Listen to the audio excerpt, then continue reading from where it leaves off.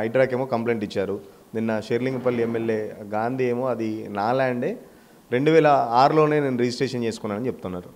ఇప్పుడు నేను మాట్లాడేది ఒక వ్యక్తి గురించి, ఒక మనిషి గురించి నేను మాట్లాడలేదు. నేను మాట్లాడింది గవర్నమెంట్ ల్యాండ్ 440 ఎకరాల ల్యాండ్ 307లో ఉండేది. అందులో 120 ఎకరాల ఒకటి, 17 ఎకరాల ఒక ల్యాండ్ పట్టా ల్యాండ్ అనేటటువంటిది పట్టాదారులకు చెందినటువంటిది ఉంది. ఇంకా కడమది 317 ఎకరాల ల్యాండ్, అది గవర్నమెంట్ ల్యాండ్. ఆ గవర్నమెంట్ ల్యాండ్ను కాపాడమని చెప్పి కలెక్టర్ గారికి, ఆర్డీఓ గారికి గవర్నమెంట్కి అప్లై చేసిన, హైడ్రా కమిషనర్ చేశాను. అందులో ఉన్నటువంటి చేసి మాకు ఇక్కడ లోకల్గా షేర్లింగంపల్లి కానీ, కుకట్పల్లి కానీ, ఉత్తలపూర్ కానీ డబుల్ బెడ్రూమ్ కట్టేయండి, మాకు చాలా ఇబ్బంది అవుతుంది, ప్రజల పాపులేషన్ పెరిగిపోయింది మా దగ్గర, మేము కట్టించినటువంటి 1,00,000 సరిపోలేవు, మీరు వచ్చారు కదా గవర్నమెంట్, మీరు ప్రామిస్ చేసిరు అని ముఖ్యమంత్రి అప్పీల్ చేశాను. అది దాని మీద వాళ్ళు ఏదైతే కలెక్టర్ గారు, ఆర్డీఓ గారు వాళ్ళు ఏం చెప్పారంటే, ఇది కోట్ల పరిధిలో ఉంది, 317 ఎకరాల ల్యాండ్ ఉన్నప్పటికీ ఇది కోట్ల పరిధిలో ఉంది, దీన్ని మేము ఇన్ఫర్మేషన్ యాక్టివ్ ఇవ్వలేమని చెప్పి మనకు లెటర్ ఇచ్చారు. అంటే కేవలం జెలసీతోనే నాతో ఇదంతా చేస్తున్నారు అని చెప్పేసి చెప్తున్నారు. ఏంటి మీకు ఆయనకు ఎక్కడ చెడింది? పార్టీలో ఉన్నప్పుడు లేని పంచాయతీ పార్టీ మారంగానే, అంటే కాంగ్రెస్ పార్టీలో రేవంత్ రెడ్డి కలిసిన తర్వాత అభివృద్ధి కార్యక్రమాల కోసం కలిసిన తర్వాత అని చెప్పేసి ఇదంతా కావాలని చేస్తున్నారు, నా మీద కుట్ర చేస్తున్నారు అని అంటున్నాడు. అసలు నేను ఎవరి పేరు మాట్లాడలేదే. ఇప్పుడు నాకు స్పీచ్ ఎప్పుడన్నా నాది మొత్తం ఎపిసోడ్ చూడండి నా టీవీలలో, నేను ఎక్కడ ఎవరి పేరు మాట్లాడలేదు. నాకు కావాల్సింది గవర్నమెంట్ ల్యాండ్ కాపాడమని చెప్పి గవర్నమెంట్కి అప్లై చేశాను. ఆ గవర్నమెంట్ నిర్ణయం తీసుకుంటుంది, కోర్టులో ఉంది, కోర్టు నిర్ణయం తీసుకుంటుంది. రేపు పొద్దుగాల కోర్టు ఇది గవర్నమెంట్ అని చెప్తే గవర్నమెంట్ తీసుకుంటుంది, ప్రైవేట్ అంటే ప్రైవేట్ తీసుకుంటుంది. అంతేగాని నేను కొనుక్కోలే, అది కోర్టు న్యాయస్థానంలో ఉన్నప్పుడు నేనవని ఇది పలాంది అని చెప్పని 100కి 100 రూపాయలు అది గవర్నమెంట్ ల్యాండ్ అనేది మాకున్న ఆఫీసర్స్, కలెక్టర్ గారు, ఎంఆర్ఓ గారు, ఉన్నటువంటి హైడ్రా కమిషనర్ గారు. నిజంగా గవర్నమెంట్ ల్యాండే కాకపోతే హైడ్రా కమిషనర్ ఎందుకు ఫినిషింగ్ చేస్తాడు? ఇలా హైడ్రా కమిషనర్ గారు సీఎం గారు చెప్పకుండా ఏ చిన్న పని చేయడు. సీఎం చెప్పకుంటే ఆయన వచ్చి ఫినిషింగ్ చేస్తుంటారా? 278 మంది నిరుపేద బిడ్డలను రోడ్డు పాలు చేస్తారు కదా, మరి వాళ్ళకు ఒక న్యాయం ఇంకొక న్యాయం ఉంటుందా? ఇది మంచి న్యాయమా? అందుకొరకే ఎవరి దగ్గర ఆధారాలు ఉంటే చేసుకొని నిరూపించుకోండి. అంతేగాని మేము ఇండ్లు ఉన్నప్పుడు ఎండ్లో ఉన్నా ఏదో ఒకసారి ఖచ్చితంగా బయటకు వస్తాయి. బయటకు వచ్చినప్పుడు దాన్ని నిర్ధారించుకోవాలి, ఇది నాది, ఇది నీది, నిజంగా నేను కొనుక్కున్నాను, గవర్నమెంట్ ల్యాండ్ కాదు, గవర్నమెంట్ రెగ్యులరేషన్ చేసింది అనేది కోర్టు న్యాయస్థానాల్లో ఉన్నప్పుడు, న్యాయస్థానం కన్నా పెద్ద మన దగ్గర ఏం లేదు కదా, అది చూస్తుంది. చెప్తుండు రేపటి నుంచి మీ చిట్టాకి సంబంధించి, మీ భూముల కబ్జాలకు సంబంధించి కూడా వారానికో ఎపిసోడ్ లెవెల్లో ఒక్కొక్క ఎపిసోడ్ పెడతారట. దాదాపు 200 ఎకరాలకు సంబంధించిన కబ్జాకు సంబంధించిన డాక్యుమెంట్స్ కూడా తన దగ్గర ఉన్నాయట. ప్లస్ మీ కాన్స్టిట్యున్సీ నుంచి రోజు అతనికి కంప్లైంట్ చేస్తున్నారట, మా కాన్స్టిట్యున్సీకి సంబంధించి మా ఎమ్మెల్యే ఇట్లా అని చెప్పేసి.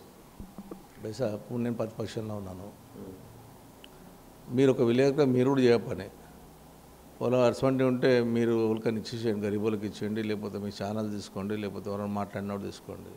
200 కాకపోతే 2 ఎకరాలు, 2 ఎకరాలు 200 గజాలు ఏదైనా తీసుకోవచ్చు, దాంట్లో ప్రాబ్లం లేదు. తప్పు చేసిన వదిలిపెట్టమని చెప్పి నేను అప్పీల్ చేస్తలేదు. తప్పు చేసిన ఖచ్చితంగా వదిలిపెట్టే ప్రసక్తే లేదు. ఖచ్చితంగా న్యాయస్థానం గుంజాలి, తగిన శిక్ష పడేదాకా వదిలిపెట్టద్దు.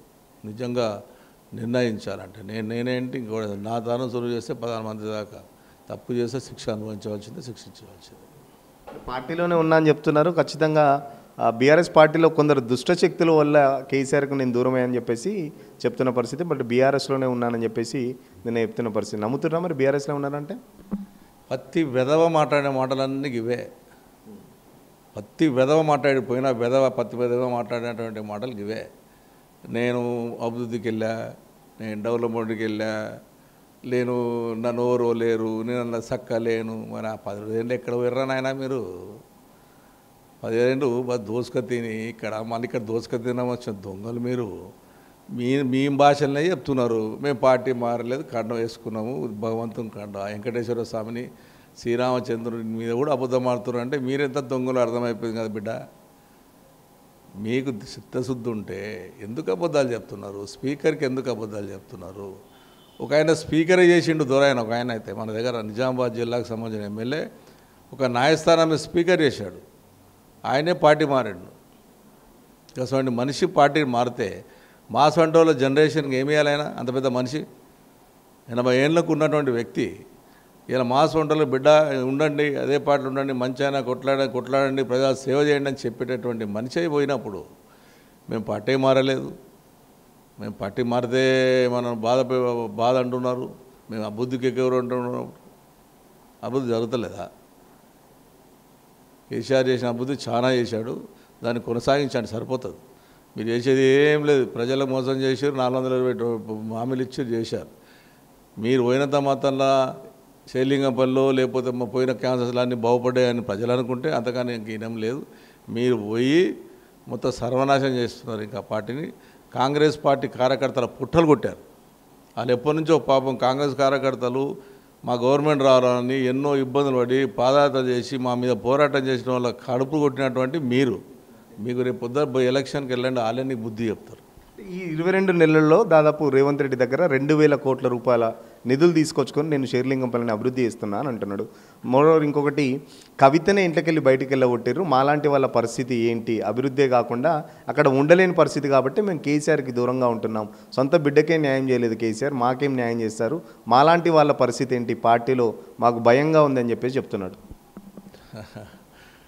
ఇక ఒకటి ఏంటంటారంటే, పార్టీలకు సంబంధించినటువంటి భయపడేటోడు 10 ఏళ్ళు ఉన్నాడే. మరి 10 ఏళ్ళు అన్నీ తీసుకున్నావు దొరను, అన్నీ తీసుకున్నావు. మరి ఏమైంది ఆ రోజున? ఆయన భయం లేదా? ఎలగొట్టలే ఎవరిని. కాంగ్రెస్ పార్టీకి తొత్తులుగా పనిచేసేటోళ్ళు వాళ్ళంతా వాళ్ళే ఒక వంక పెట్టుకొని పోయినటువంటి దొంగలు. మరి ఎవరన్నా కానీ అర్థమైందా? ఇవాళ మేము డెవలప్ చేస్తున్నాం. మా కేటీఆర్ చేసినటువంటి బ్రిడ్జ్లకు రంగులేస్తున్నారు.